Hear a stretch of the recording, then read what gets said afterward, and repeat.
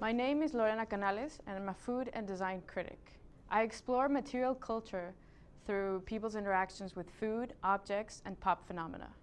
I developed my food and design taste while exploring the intricacies of street food in my hometown of Guadalajara in Mexico. I have an undergrad in industrial design, and after I graduated, I realized I liked the stories of the objects more than the objects themselves. So I started writing about artifacts, their creators, and their collectors. Hello, good afternoon. My name is Lorena, and my research started 6 years ago. It was 2010, and I was an undergrad studying industrial design. I had just read Changed by Design by Tim Brown. By those of you who don't know who he is, he's the CEO of IDEO, one of the world's most important innovation and design consultancies. And for a vast majority of product designers like myself, IDEO is the holy grail. So I read the book and fell in love with design thinking. But what is design thinking? According to Tim Brown, design thinking is the best approach to innovation, both in business and in life, that businesses and individuals can use to generate ideas and create change. Design thinking also has a process, very general: empathize, define, ideate, prototype, and test, and it has a natural habitat, which lives in the sweet spot between business, technology, and human values. So after all this, I thought to myself, what am I going to design think? So I wanted to, solve all of Mexico's problems. First off, narco, and if anyone can actually combat narco, it might be design thinking, because the Mexico's government will never do that. I thought maybe work in handcraft, but I settled for tourism in my city. So my venture in entrepreneurship and design thinking was a book I did for Guadalajara, in which I tackled with my partners through innovative, everyday problem solving, how to get the best taco at hand. Soon after, I learned that design thinking had ill-prepared me for this. The project crashed, and before it could become the dream I wanted, it didn't. So I was heartbroken. After that, I went to the family business and had another go at implementing design thinking with no real success. So we took another direction. And then this past fall, I decided to come back to design thinking. Having been at a distance, I thought I'd look at it critically.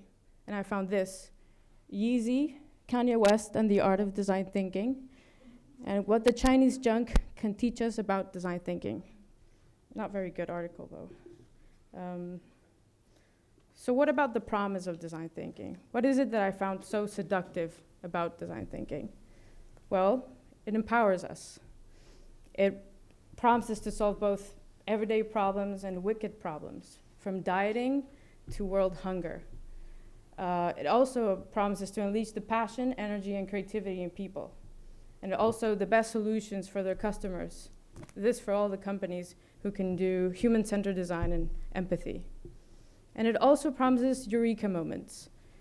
Just a brainstorm session away lies innovation.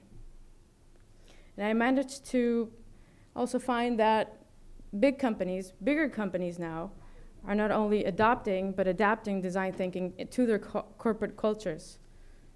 Like IBM, Pepsi, Capital One, and McKinsey, they all want their clients to know they're design thinking something. And that's not new. They used to do, Kaizen to lean management, but not what they're doing. And a good example for that is IBM. They're selling it back to their clients, their insights. So when authoritative figures like Phil Gilbert at IBM states that design thinking is a scientific method of the 21st century, students, startups, and big corporations, just, they have to know design thinking is a way. But is it? I'm not so sure. So if we take a look at this, the language here, this is part of a deck by IBM. There's, little nuggets of wisdom that sort of sound like self-help. Always be relevant.